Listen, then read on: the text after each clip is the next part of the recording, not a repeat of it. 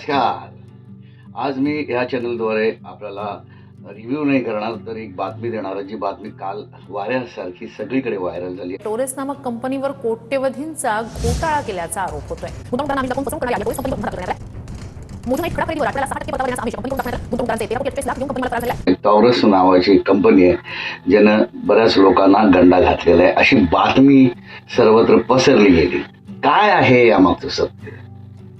काय म्हणजे कुठल्या माणसाला आपण दोष द्यावा हे आता ठरवायची वेळ आलेली आहे. कारण काय की टॉरस नावाची हे जे काही दुकानं होती, म्हणजे दादरमध्ये एक मोठं शॉप उघडलं गेलं होतं काही महिन्यांपूर्वी, आणि आतमध्ये गेल्यानंतर तर तुम्ही बघाल की 5 स्टार सारखं त्याचं एकंदरीत इंटिरियर होतं.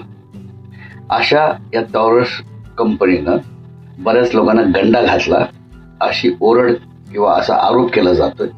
आणि काल शिवाजी पार्क पोलीस स्टेशन मधून त्यांच्यावरती गुन्हा दाखल करण्यात आला या टॉरस कंपनीवर, आणि त्यांचे मॅनेजर्स किंवा त्यांचा स्टाफ होता त्यांना पोलीस स्टेशनमध्ये बोलून घेतलं गेलं. ही अशी एक बातमी माझ्या कानावर आली. मुळात काय आहे की ही टॉरसची कंपनी आहे, ही एकमेव कंपनी आहे का? आपण जी सामान्य माणसं आहे ती कधी हुशार होणार? आजपर्यंत बऱ्याचशा अशा मार्केटिंग कंपनीज मुंबईमध्ये आल्या. मुंबईसारखं मोठं शहर जिथे पैसा सगळ्यांच्या हाती खेळतो, असं या स्वप्न नगरीमध्ये गंडे घालणारे हे शाकीर खूप आहेत. ते टॉरस ही पहिलीच कंपनी आहे का? तर नाही. ह्यापूर्वी अनेक स्कीम्स आल्या, अनेक स्कीम्समध्ये लोकांनी पैसे गुंतवले आणि अनेक स्कीम्समध्ये पैसे बुडाले गेले, तरी सुद्धा लोक पुन्हा तीच चूक करतात. तर याला दोष कोण? जो गंडा घालतो तो, की गंडा घालून घेतात ते? हा प्रश्न एक माझ्या समोर उभा राहिला.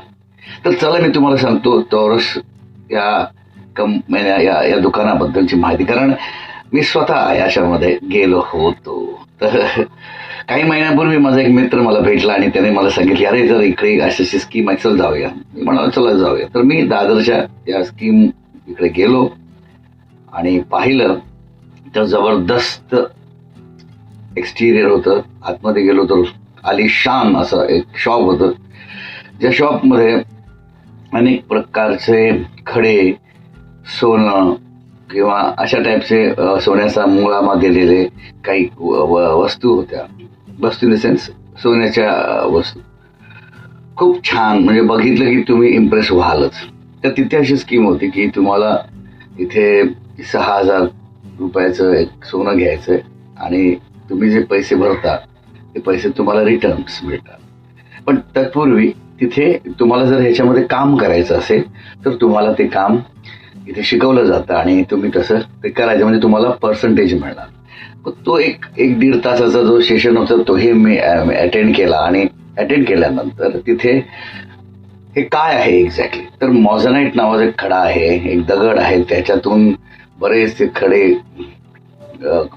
बारीक केले जातात, त्यांना पैलू दिले जातात. अशा टाईपचे एक मॉझनाईट अप्रतिम असा खडा आहे, ज्या व्हॅल्यू आहे आणि त्याची आपल्या इंडियन मार्केटमध्ये व्हॅल्यू कशी आहे केवढी आहे ती मला माहीत नाही, पण ती व्हॅल्यू आहे. त्याला एक अंगठी असणार.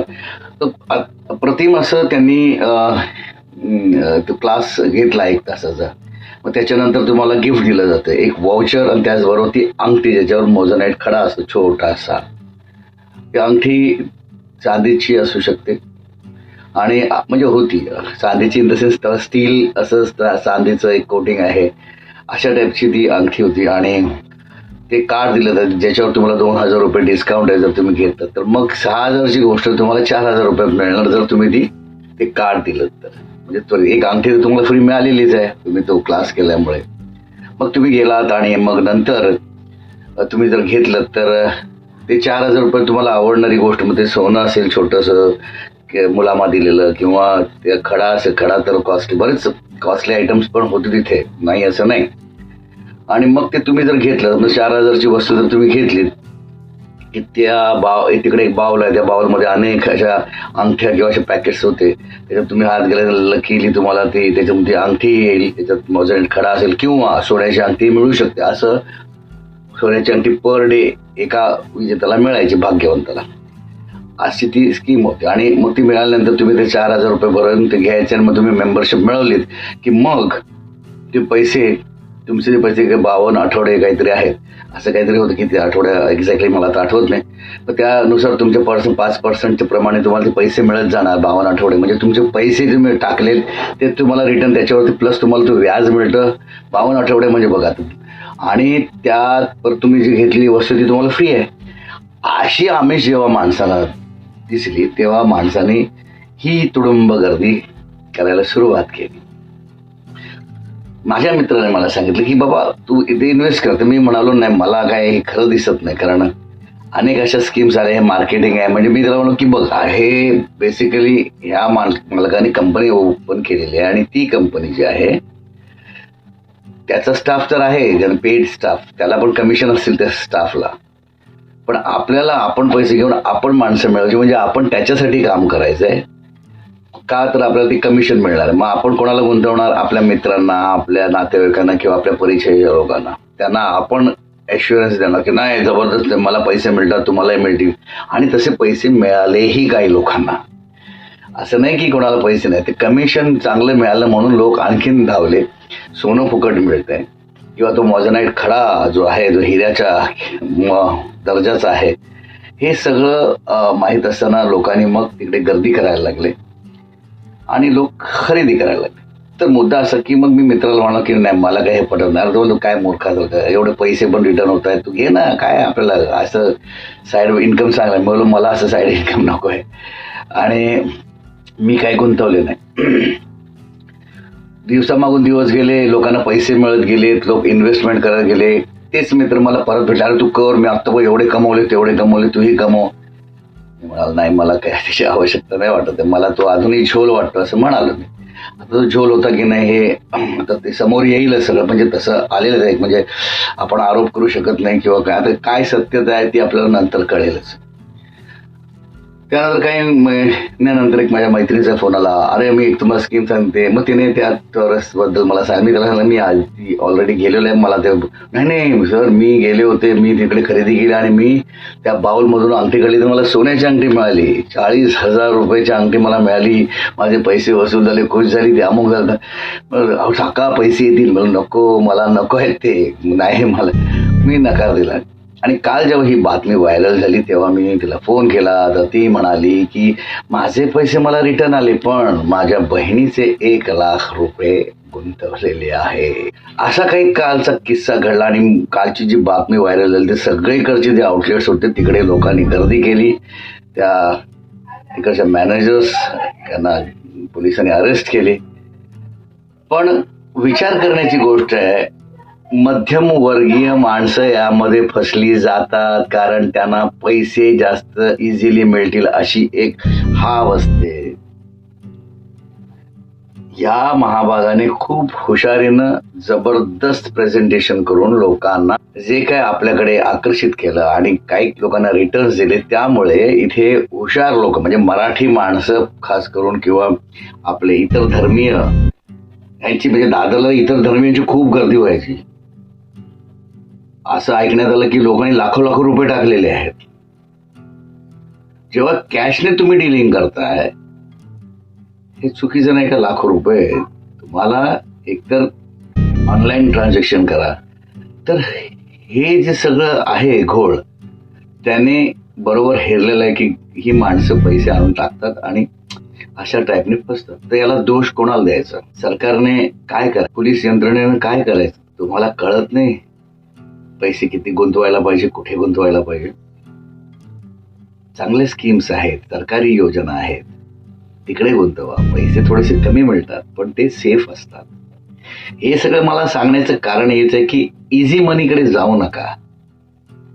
सरकारी स्कीम आहेत त्याच्यामध्ये जर तुम्ही गुंतवलं तर तुमच्या पैशाचा आधार सरकारला होतो आणि सरकार तुम्हाला त्याचा परतावा परत करतो. ती टॉरस आहे की सोरट आहे. तर सोरट खेळला त्याच्यात कधी कधी चिठ्ठी खाली येते असंच काहीतरी घडलेलं आहे.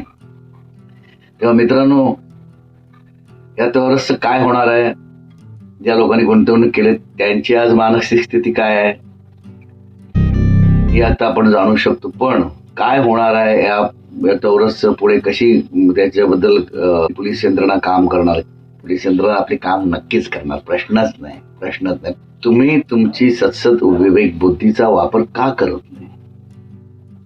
का हे असे पैशाच्या आमिषामुळे तुम्ही आपले घामाचे, तर सगळ्यांना हात जोडून विनंती आहे, जागी व्हा. अशी इन्व्हेस्टमेंट करू नका. आता केलीच आहे, आता आपल्या हातात काही नाही.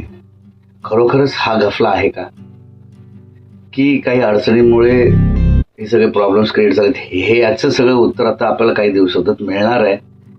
कारण पोलिसांवरील कामगिरी तुम्ही आता सोपवलेली आहे. पण मला पुन्हा विनंती करावीशी वाटते सगळ्यांना, नका करू अशी इन्व्हेस्टमेंट. चांगले सुशिक्षित लोकांनी पैसे इन्व्हेस्ट केले त्याच्यात, बहुत जण लाखो रुपये केलेत. काय म्हणजे सुशिक्षित माणूस सुद्धा ह्या सगळ्या आमिषाला बळी पडलेला आहे. याचं उत्तम उदाहरण म्हणजे तोरस. ही सोरड तुम्ही काढलीत, आता हाती काय?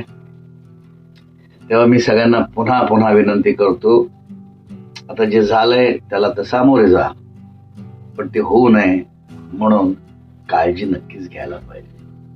ऑनलाईन फ्रॉड्स तर आपण बघतो, बरेच ऑनलाईन फ्रॉड्स होतात, पण हे तर तुमच्या डोळ्यादेखत फ्रॉड झालाय. आता फ्रॉड झालाय की नाही हे मी अजून माझ्या या व्हिडिओमधून सांगू इच्छित नाही. जे आहे ते बातम्या पण येतात त्या बघते आणि त्यावर मी हा व्हिडिओ बनवलेला आहे.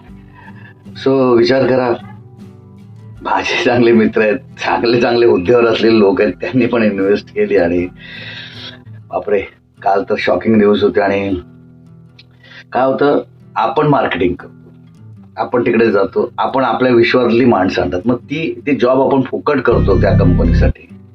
ते आपल्याला पे करत नाहीत, ते जे पैसे कमिशन देतात ते त्या तुमच्या कामाचे देतात की तुम्ही 4-5 बकऱ्या आणखीन आणा. हे बकऱ्याच्या बळी देण्याचं काम आपण करतो, तर दोषी आपण आहोत. सुशिक्षित माणसं, ती चेन मार्केटिंग ही खतरनाक आहे. समजून घ्या, मराठी माणूस हा खूप सज्जन, खूप मेहनती आहे, खूप विश्वास टाकणार आहे.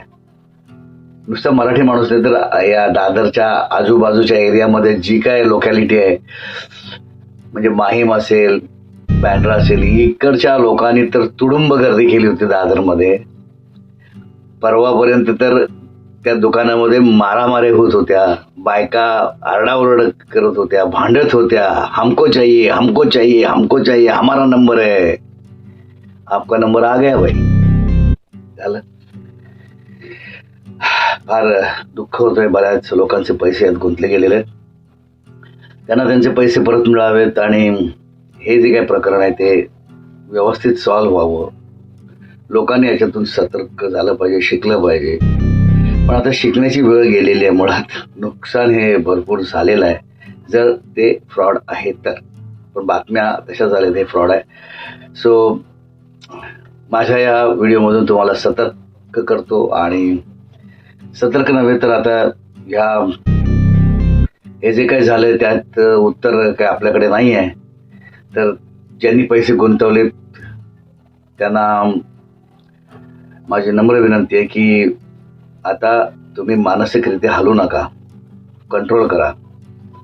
ह्याच्यातून बाहेर कसे याल याच्यावर विचार करा. कारण काय, असं जेव्हा काही घटना घडते तेव्हा माणूस नको ती पावलं उचलतो आणि वाईट घटना घडतात. तेव्हा मान्य आहे मला की हे सगळं झालंय ते चुकीचं झालंय. पण तुम्ही काही लोकांना सजेस्ट केलं, ते लोक आले असणार, त्यांनी पैसे भरले असणार. आता ते लोक तुमच्या दाराकडे येतील किंवा घराकडे येतील, जाब विचारतील. मानसिकरित्या तुम्ही खचून जाऊ नका. ते सत्य काय ते त्यांना समजावा आणि त्यांनाही त्याचा स्वीकार करायला सांगा. आणि आपल्या घरादाराची काळजी घ्या आणि स्वतःची काळजी. चुकीचं पाऊल. माझा व्हिडिओ कसा वाटला याबद्दल कमेंट करा आणि नक्कीच सतर्क राहा. एक तुमचा बंधू म्हणून, एक भाऊ म्हणून तुम्हाला हा मी व्हिडिओ मार्फत तुम्हाला सांगतो की जो हुआ, आता त्याच्यावर मार्ग शोधा.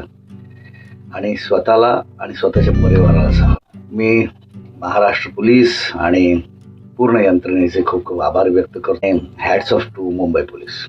धन्यवाद.